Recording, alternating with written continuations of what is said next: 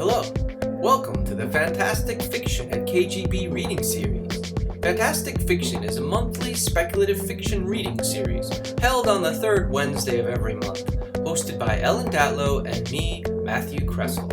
We spotlight well-known and up-and-coming science fiction, fantasy, and horror authors, and admission is always free. We publish a monthly podcast and video so people who can't attend the in-person event can still enjoy the readings. If you'd like to support the series, you can donate at kgbfantasticfiction.org/support. Anyway, on to the show. Hello, everybody. Lovely to see you. Welcome to Fantastic Fiction at KGB. Oops, we don't want our coats to show out the window. Thank you, everyone, for coming, and I'm glad that I'm seeing people masked again, because whether we like it or not, apparently the numbers have been going up again, not to scare anyone, along with the flu and the other thing, the RVS or whatever it is. But anyway, welcome. RSV. Thank you, yeah. But anyway, thank you all for coming. And Matt Kressel is not here tonight, and our substitute is not here tonight. Teresa DeLucci was going to do it, but her husband came down with COVID, so she didn't, but she was worried and didn't want to come. So I have another co-host tonight, Kadrey Cassandra. Please raise your hand, Andrea. Please welcome her. Right. So anyway, I assume Matt sometimes gives the history. I'm not doing that because I cannot remember what the history is. We've been going on for over 20 years. I've been doing it for a long time. Matt and I have been co-hosting together for a long time, at least 10 years now, I think. And it's always free. We hope you will drink. You can drink alcohol and non-alcohol, and please tip your bartender, Mary, very well. So she will keep you hydrated and happy. And what else? I have our next few readers over the next several months that I can tell you about. In January 11th, we have Christopher Savasco and Eliza Greenblatt. Eliza's here. Please say hello. She'll be here next month reading. February 8th, we have Marie Vibert and Jeffrey Ford, who's coming in from Ohio to read for us. March 8th, we have Scott Lynch and Elizabeth Baer, who are coming in from Massachusetts. April 12th, we have Peng Shepard and Paul Park. May 10th, John Langan and Paul Tremblay. June 14th, Nathan Ballingrud and Dale Bailey. July 12th, we have Michael Sisko and David Surface. And August 9th, we have Steve Berman and tentatively Holly Black. We're not sure. I just got an email from her assistant. We think she's going to be able to do it, but it is kind of far in advance. So that's who's coming up. But in the meantime, have I forgotten anything else? I don't remember. The usual. Well, the people who come here all the time, did I forget anything? Remind me. I'm not doing the history, no. People know it, or you can look it up. You can look up the history of the the Fantastic Fiction KGB series online. Oh, I know what it is. Well, yeah. I mean, I swore that I would not. We had a GoFundMe, and we have, I think, 2 or 3 years. I can't remember now. So we got it for 3 years, I think, which will fund us. We pay the writers a little bit. We take them to dinner and pay for their drinks. And I said that if we made our limit, I would never bug you again for 3 years. However, Matt started saying, he started posting, we're still, our GoFundMe's still going, please give us more money. And I said, well, I'm not saying anything because I swore I'd leave everyone alone. So should you choose to donate, we do have... But I can say it. Okay, Amy's going to say it. Go on the GoFundMe. KGB, well, the Fantastic Fiction, there is a link. And throw some money at this reading series to keep it going. Yes, thank you very much. And I meant to I know what I was going to say, that it used to be the third Wednesday of the month, and now it's the second Wednesday of the month. It's every second Wednesday of the month. Rain or come shine, come snowstorms next next month, hopefully not. But anyway, our first reader tonight is Cassandra Khaw, who is the USA Today best-selling author of Nothing But Blackened Teeth, and an award-winning game writer and a Bram Stoker World Fantasy, Ignyte, British Fantasy, Shirley Jackson, and Locus Award finalist. Oh, I'm not talking. I can't read this and talk at the same time. It's not. It's fine. That's okay. Oh, okay. It's okay. It's all right. I'm almost done. They have written for video games like Sunless Skies, Gotham Knights, Wasteland 3, and Rainbow Six Siege. Their most recent book is the collection Some Breakable Things. Please welcome Cassandra Khaw.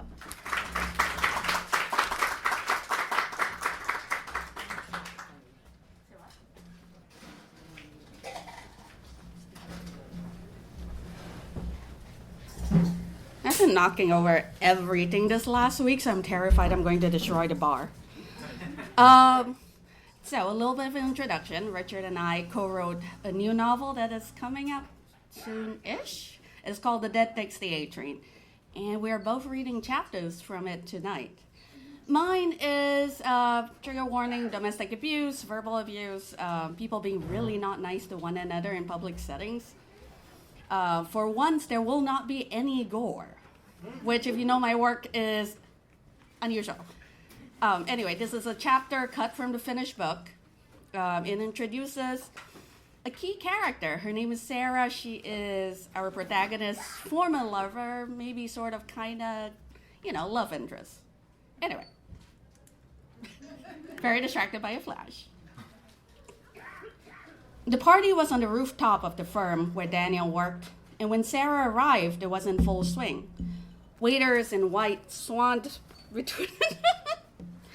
I'm very distracted by the camera right now. I'm sorry. Please don't flash photography. Too late.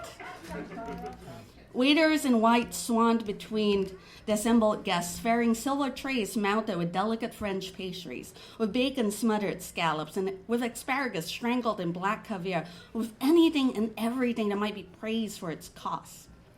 As Sarah stepped onto the roof, her throat bangled with enormous pearls, she thought she glimpsed the waitress carrying a platter of deep-fried ortolans, those little wretched songbirds the French were eating in the fiction. But that had to be too much for even Daniel's firm. At least she hoped. "Sarah, you're here!" At the mention of her name, she turned. It was Annabelle Wong, one of the senior directors, and the only non-white, non-male dignitary on that particular board, a rangy Asian woman with a coyote's grin that Daniel had repeatedly lambasted, describing it as cruel and clearly sociopathic. He loathed her to no end, hated both her gleeful insistence on complicating his career trajectory and her indifference to his charm. Sarah, though, she loved her. "Mrs. Wong." Sarah wrestled down the urge to curtsy and beamed at Annabelle. She would never admit it out loud, but she really did adore this woman. Annabelle flapped her hand. "Please, Annabelle or Huyen. Mrs. Wong is what my husband tries to get people to call me." Sarah smiled at that. 4 years ago, she'd met the woman's husband. He was meek and willowy, a sculptor with elegant hands and better cheekbones, dressed perpetually in wispy linen ensembles. She couldn't imagine him being that presumptuous, especially not in context of his spouse. But men were capable of anything. Sarah learned that the hard way. "Annabelle, then. I don't want to butcher your Chinese name." Sarah dialed up the brilliance of her smile. "It's always good to see you. And you. Although I've thought that after that fiasco at the office." Sarah interrupted. It was a misunderstanding. The warmth drained from Annabelle's face. "Listen, I know we're not that close, but from one woman to another, when a man is willing to embarrass you in public, he didn't embarrass me. He shouted at you like you were a child. Dan is passionate. Dan is a fucking maniac," said Annabelle. "I've seen how he is at work. I can't imagine what he's like when he isn't worrying about whether the HR department will take notice." "He's kind," said Sarah, her tone sharper than she had planned. Daniel was kind. He did care. He volunteered when he could, and without complaint, he donated to animal shelters. Last year, when his best friend's mother was beset by cancer, Daniel anonymously funded the entirety of her treatment. No one knew except for Sarah. I know it doesn't seem like it. Not the way he talks sometimes, but Daniel really is a good man. How old do you think I am? Sorry? I want to know. How old do you think I am? Sarah's ensuing laughter faded quickly into a nervous giggle. "I don't understand how this is relevant." "Humor me," said Annabelle, face half in golden shadow. How old do you think I am? Old enough, Sarah thought, to see through my bullshit. 42. Annabelle threw her head back and laughed. You're sweet. Well, we both know you weren't even trying there. I'm 59 this year, more than old enough to be your mother. My mother would sell all her children to look as good as you. Annabelle slanted a wry smile at Sarah. Flattery gets you everywhere, some people. Not with others. Guess which category I'm in? The one that doesn't like flattery? The older woman winked. Bingo. Going back to my point. I'm too old to believe anyone when they say things like this. I've seen this before. Friends with myself and that idiot first husband, my daughter. Annabelle shook her head. It doesn't matter, she said.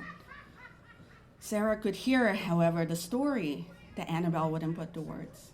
It was an old one she'd heard 100 times before, consoled friends or shook her head to new, like a song she hated but couldn't unbutton from her lungs. It was her story too, but like Annabelle, she wasn't going to talk about it. Not here, not for a while. Maybe one day when she gnarled into blessed irrelevance, too stooped to hold up the male interest, she might let someone help her chart the scars, map the places where she'd fractured finally, like the small bones of her wrist, caught, just for a second, just long enough, in the door as it banged shut like a chastened mouth. I'm sorry that happened to your daughter, said Sarah. Sarah, honey, you look great. Long ago, someone joked that Sarah owned a smile for every occasion, that she accessorized with them, always with the finesse of a diplomat forced to stop a war. From that day forward, she tried to pay attention, taking time to analyze the minutiae of her expressions, just to see if they're right. And it turns out they were. About this and so many other things, Daniel included. Darling, she said in return, as her boyfriend carved through the sea of guests, the pouty blonde dangling from one arm, both clearly drunk out of their minds. Sarah put on a smile she kept reserved only for him, bedroom eyes, a corner of her mouth crooked slightly more than its counterpart. She did not let go of that smile even when she saw the lipstick stain mottling the tendon cabling the right of Daniel's thick throat, a smudge bloom of color almost hidden by his turtleneck collar. This wouldn't be his first indiscretion. She couldn't envision it being his last. Yet still, Sarah raised herself on her toes as Daniel scooped her into his arms and pressed a cool kiss to his cheek while his blonde hanger-on watched. This close, she could smell her perfume on him, his silage familiar. Roses, wet, abundant chemical. So this was Daniel's office squeeze. You look gorgeous tonight, said Daniel, peeling away, his eyes running down the bare hilt of his sternum. Sarah's wardrobe was more provocative than Daniel would have preferred, and she knew it. But only just. A sequined azure jumpsuit and black kitten heels, and a handbag too small to do anything but provide a glint of ember to complement the blue of her outfit.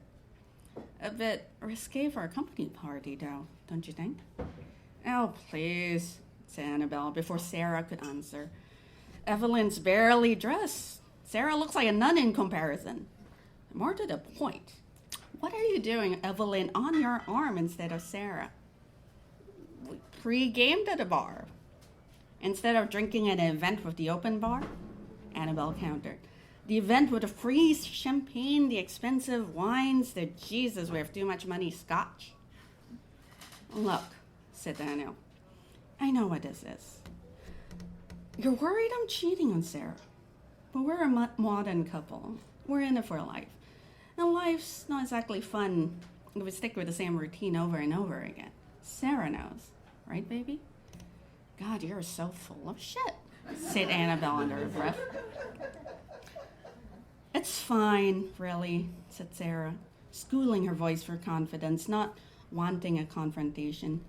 The thought of having a fight here amid all this beauty, everything in its place, all white and pristine, with the entire office in attendance, the thought nauseated her.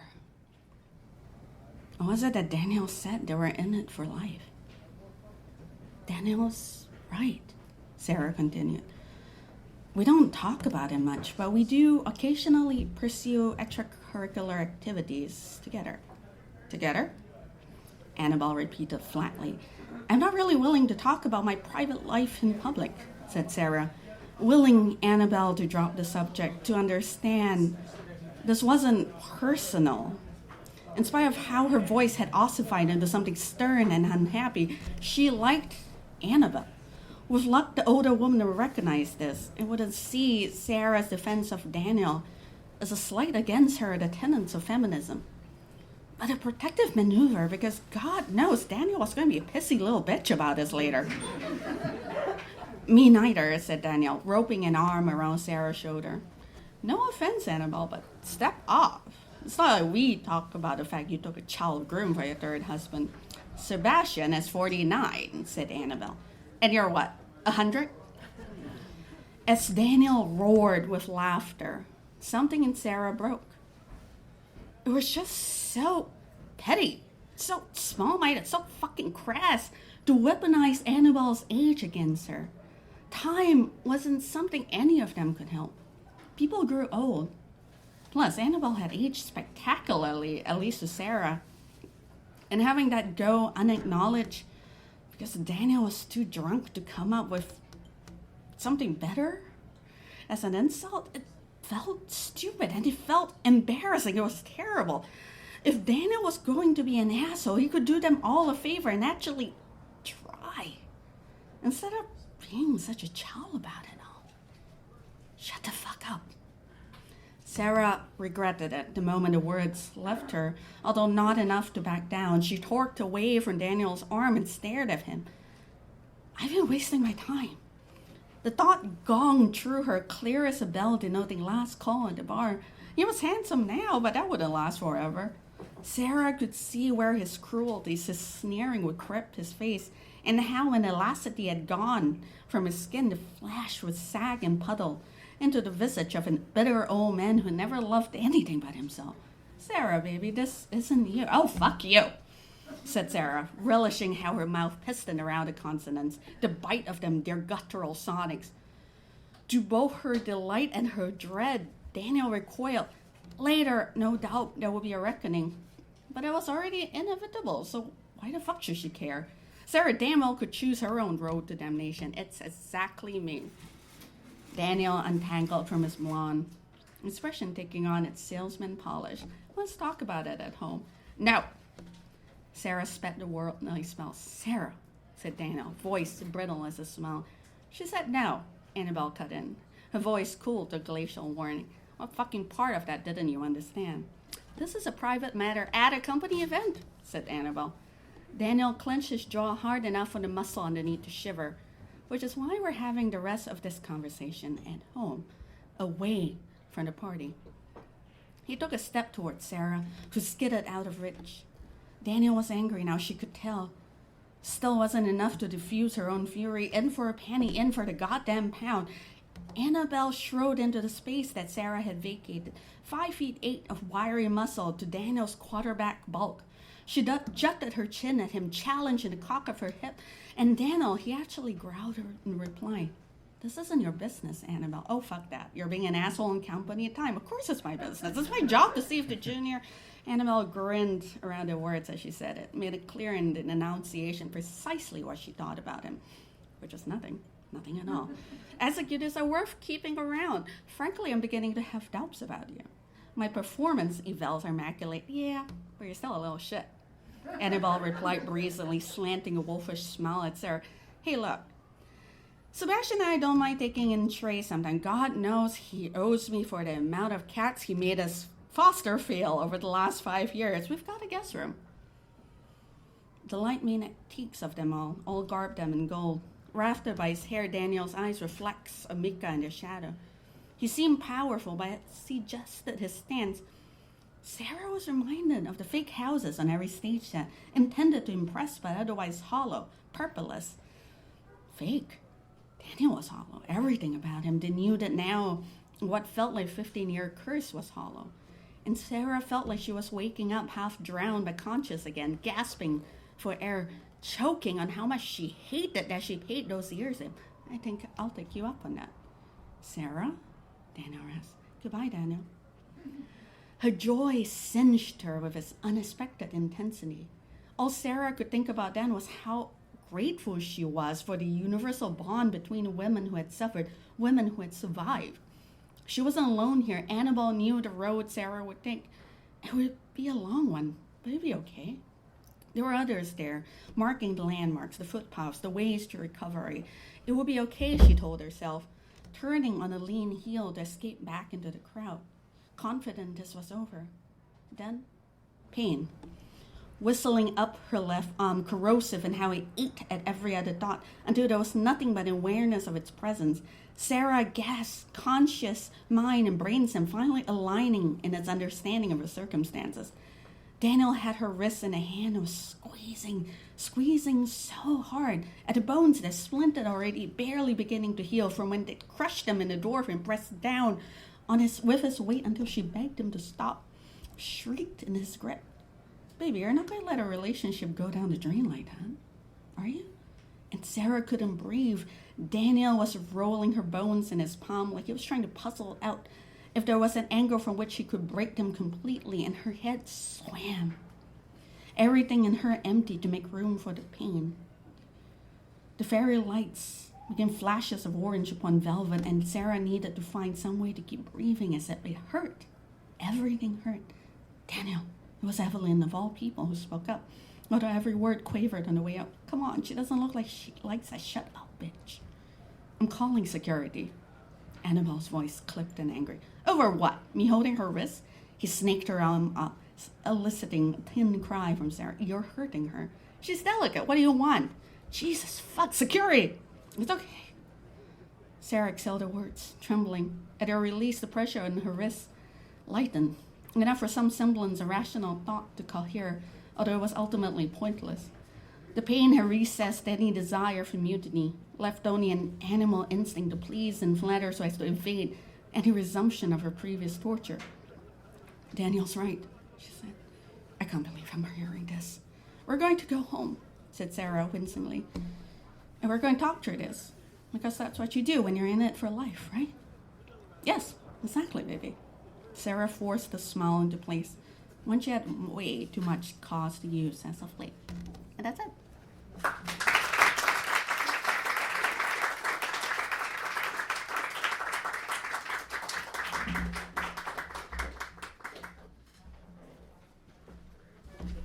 Okay.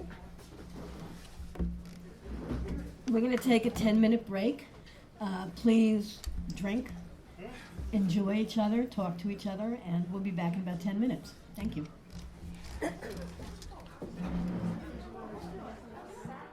Hello, everyone. We are starting with the second round tonight for KGB Fantastic Fiction. Welcome back. Our next reader tonight is Richard Kadrey. Richard is the New York Times best-selling author of the Sandman Slim Supernatural Noir series. Sandman Slim was included in Amazon's 100 science fiction and fantasy books to read in a lifetime. Some of Kadrey's other books include King Bullet, The Grand Dark, and Butcher Bird. He's also written screenplays and for comics such as Heavy Metal, Lucifer, and Hellblazer. Please welcome Richard Kadrey.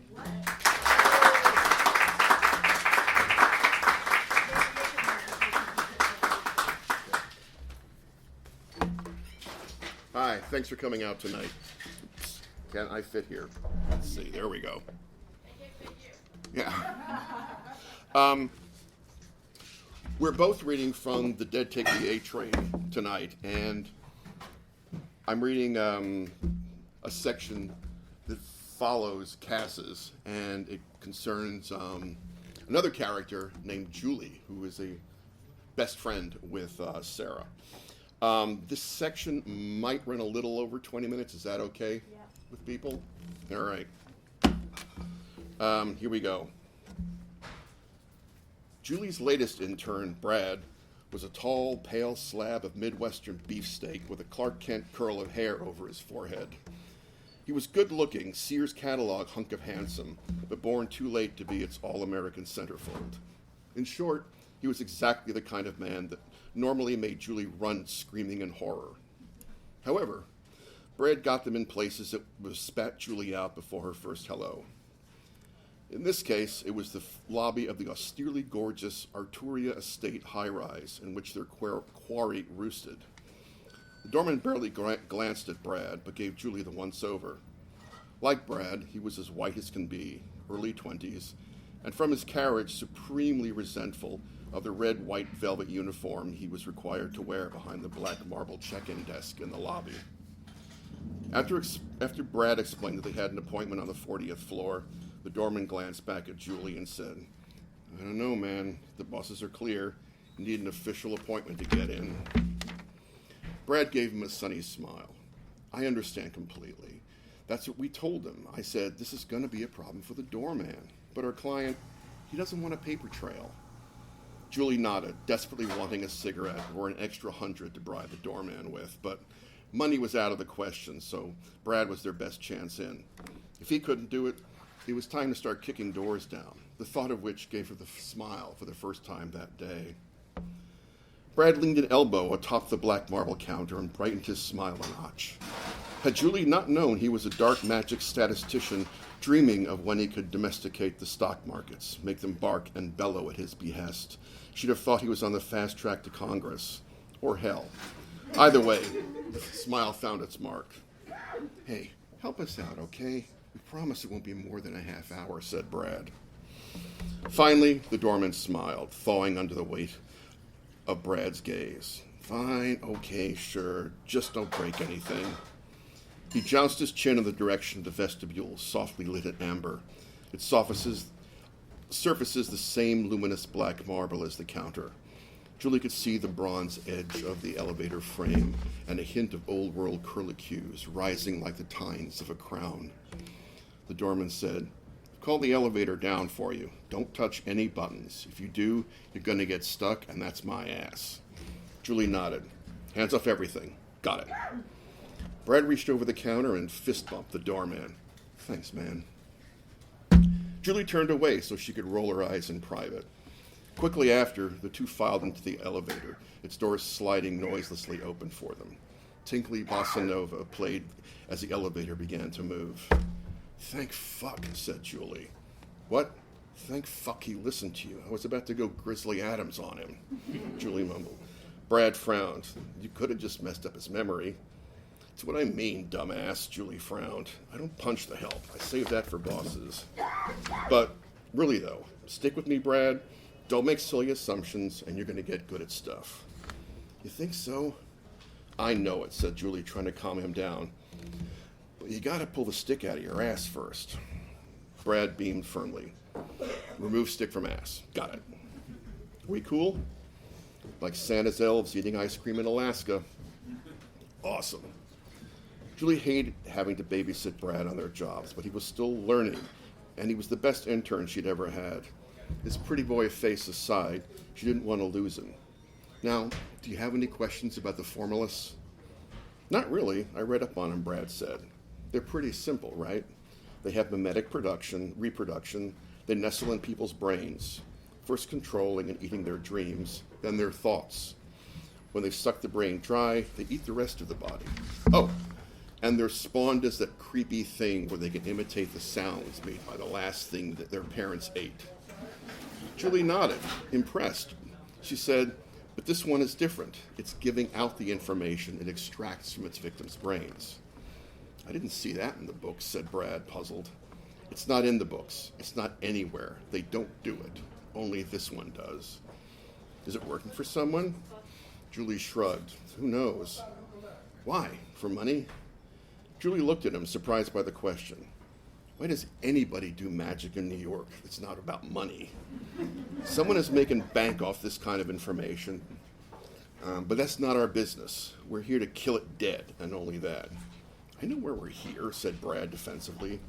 "We do the job, then we're the ones with the money, okay? Calm down." "I am calm." As the elevator neared the 40th floor, Julie could hear his voice, and how completely not calm it was. She said, "How many jobs have we done together?" "3.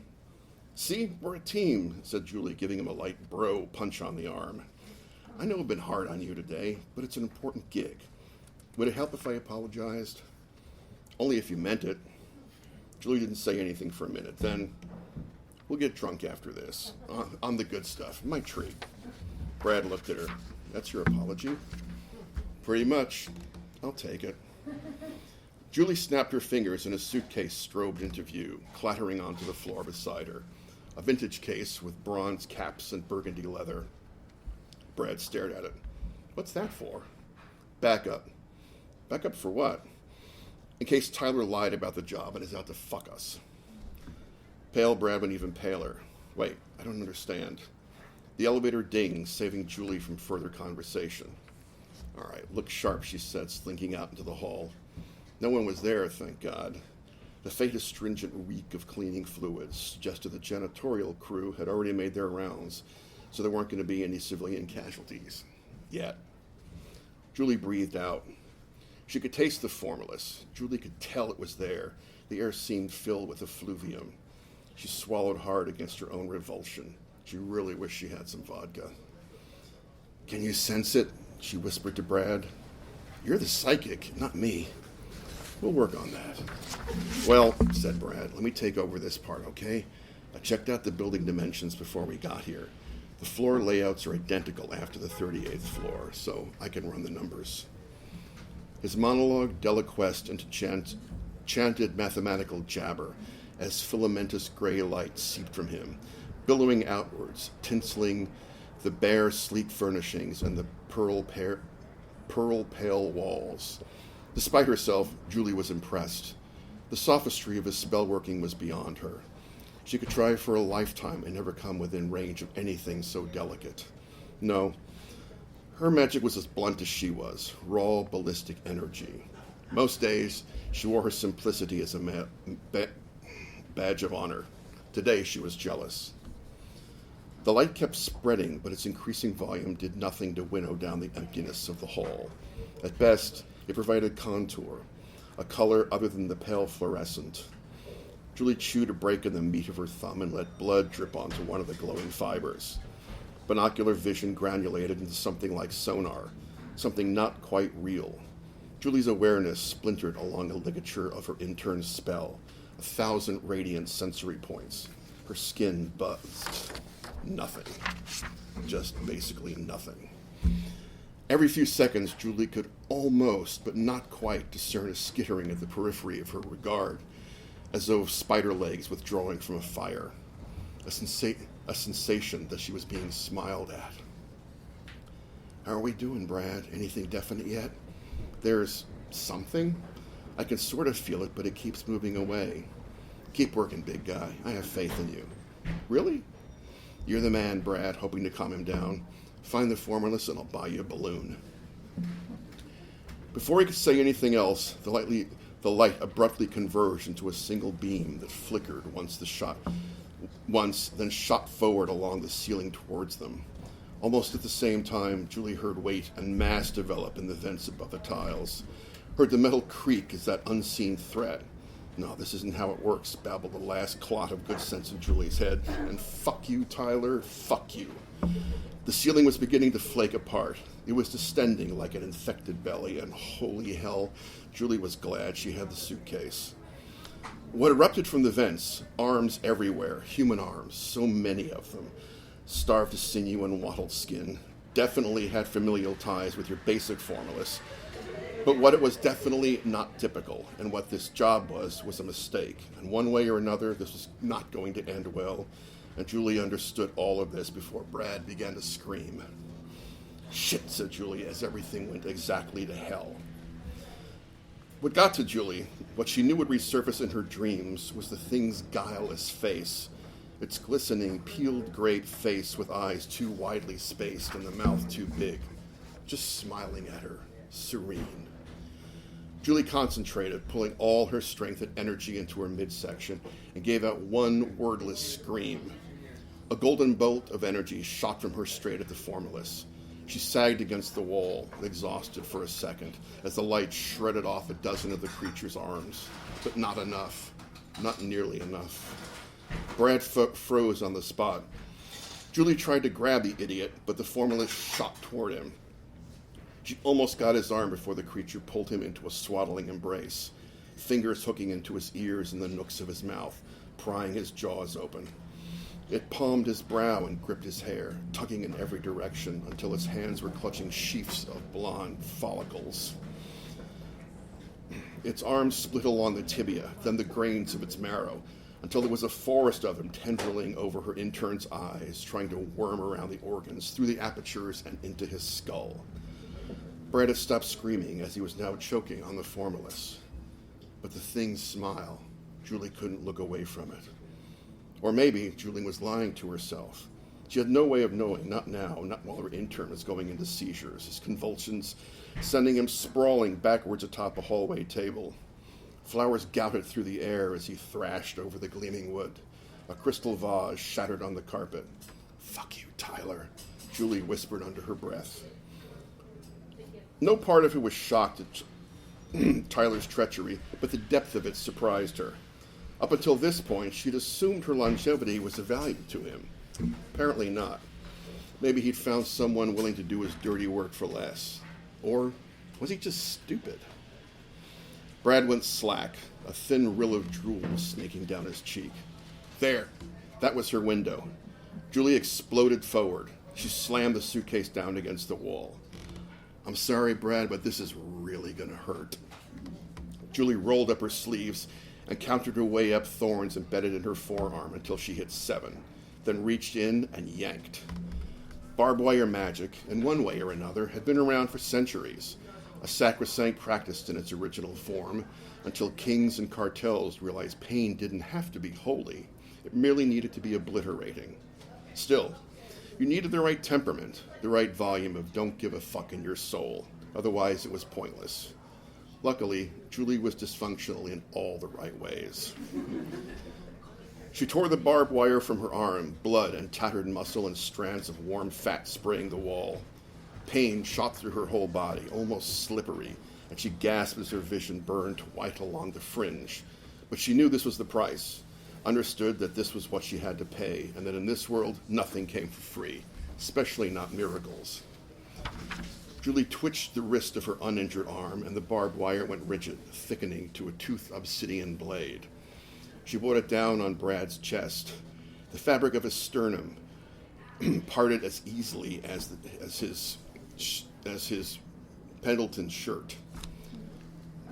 At which point, Brad woke up and began screaming again. Julie crawled onto the table and straddled her butterfly intern. Where was the formalist? Where the fuck was the thing? Julie, having no other recourse, plunged her hands into Brad's entrails, probing beneath trembling lung and pounding heart, the latter thumping at a hummingbird speed. Once or twice, her fingers brushed against the formalist, but the slickness of the abdominal cavity meant she couldn't get a grip. "Come fucking out of there," Julie snarled to zero effect, peeling open her intern further. Julie spooned out tangles of intestinal tract, setting yards of them in ropey piles to the right of her. She yanked Brad's liver, his lungs, stomach. Nothing. Still nothing. There was no help. She'd have to pull out everything and throw it on the floor, waiting for something to move. When nothing did, she stabbed the organs with a Bowie knife she pulled from her boot. But the innards just lay there, so she pulled out more until there was almost nothing left. Brad's hands twitched, but otherwise, he was still. On the floor, a kidney rolled over, one of its sides bulging with something under the skin. Julie grabbed it and squeezed like she was trying to choke it to death. Brad stopped moving. Julie shouted at him, "Stay with me a little longer, asshole." As she did, something erupted from the kidney. The veins and arteries that fed the thing shot out like metal-tough sinew, wrapping around Julie's hands and arms, heading for her face. The formalist was clearly lost all interest in Brad and was making a play for her now. If she let it go on much longer, it would be in her brain. "Julie, it hurts so much. Why did you cut me like that?" said the formalist in a breathy imitation of Brad's voice. "Shut up, fuck meat," she shouted, squeezing the erupting kidney as hard as she could with one hand. Julie brought the other hand to her mouth and bit her thumb again, smearing the blood all over the creature. When it dripped red, she whispered words so ancient she didn't completely understand them, but the creature went limp for a moment. She grabbed her knife to kill it, but whatever power the spell had, and she shrugged it off with disturbing speed. It shot at her face again. Julie barely dodged a whirlwind of arteries that got close enough to pull out a clump of her hair. "Julie, you killed me. I trusted you," the thing said in Brad's voice. Whirling her whole body, Julie bashed the formless against the wall. From what felt like a million miles away, strange thoughts and images slammed into her brain. Numbers, ledger sheets, invoices, bank statements, and more. All the dull machinations of business. It was the formless injecting the financial information it had stolen from its victim straight into Julie's head. The numbers and images meant nothing to her, someone who'd never even balanced a checkbook, but she couldn't help thinking that the creature was trying to bribe her. "Take this gift and leave me alone." Fat fucking chance, she thought. More than ever, Julie wanted to end the formless with another energy bolt, but those always left her weak, and she couldn't risk that with it being so close. The creature had tendrils around her head now and was trying to wind them into her eyes and nose. The kidney itself bulged, distended to the size of a watermelon, the thin tissue on top stretched beyond the limit and about to break. "Julie, it hurts." And that was it, she knew. Pain. Like everything else in the world, the answer was pain. She held the ever-expanding formless out at arm's length and tensed her arms, extruding the barbs. Then she relaxed, allowing it to attack. The bloated thing shot at her face as she raised one arm, still wrapped in tendrils. When it hit the barbs, the formless split open, dumping rotten tissue and corrupt blood vessels on the floor. Julie sawed at the thing, chanting the ancient words again, gutting the formless as thoroughly as she'd vivisected Brad. It screamed one more time and fell to the carpeted floor in a soggy pile. Julie yanked the tendril off her arms and head and kicked the creature away like a football. Then she whirled around to the suitcase and opened it. Inside was a glistening set of human organs so perfect they'd make any surgeon swoon. Julie didn't waste time with niceties. She just grabbed fistfuls of innards and shoved them into Brad's empty gut. As she stuffed him like a Thanksgiving turkey, she had a moment of panic, wondering if they'd all fit or if she'd have to leave something out, a kidney or part of a liver. But in the end, everything slid into place like a soggy puzzle, and then she was done. She sewed Brad back together with thread that she'd been told was made from the feathers of an angel's wing. Brad blinked a couple of times, and Julie helped him sit up. "What happened?" he mumbled. "You killed it, kiddo." "Well, we did, but you were a big help. I'll give you the details when we get out of here." Julie stood and pulled Brad to his feet. He slumped against the wall for a moment and said, "You know what's weird? I feel kind of good, like when I was a kid." "Yeah, that's what having a brand new set of insides will do for you." "What?" "Later. Let's get out of here." Julie put Brad's arm over her shoulder and helped walk him to the elevator. She stopped once to pick up one of the formless hands she'd blown off earlier. Tyler wanted a trophy, and she liked having one she could slap him with. When they got to the elevator, it started down with neither of them having to do anything. It was there, in those few moments of quiet, that Julie realized how much blood and gore had splattered on both her and Brad. There was no way a cab was going to pick him up. Exhausted as they were, it was subway time again.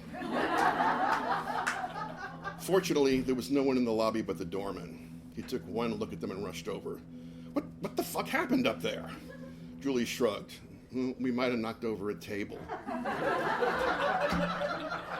He covered his mouth with his hand. "Oh, shit, oh, God, this is my job."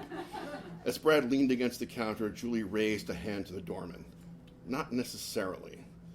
"What is that you're covered in? Is that blood?" "Listen to me. Me and my pal over there were just a couple of hooligans who broke in here and muscled you out of the way.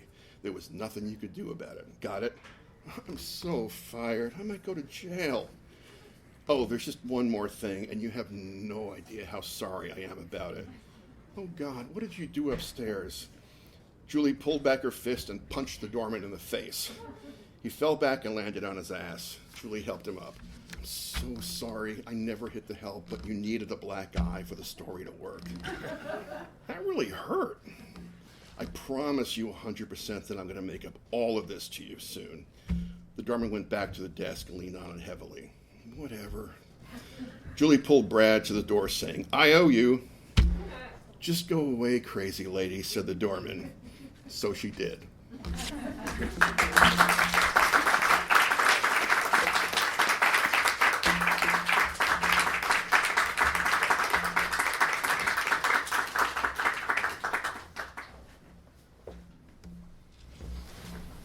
Thank you. So when's the book coming out?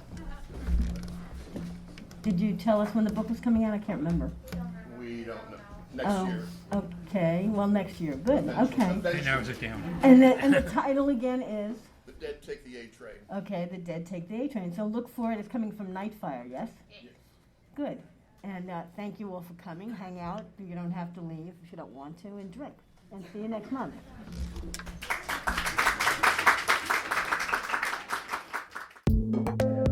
You have been listening to the Fantastic Fiction at KGB reading series. Check out our website at kgbfantasticfiction.org and click on support if you'd like to help keep the series going. Anyway, that's our show.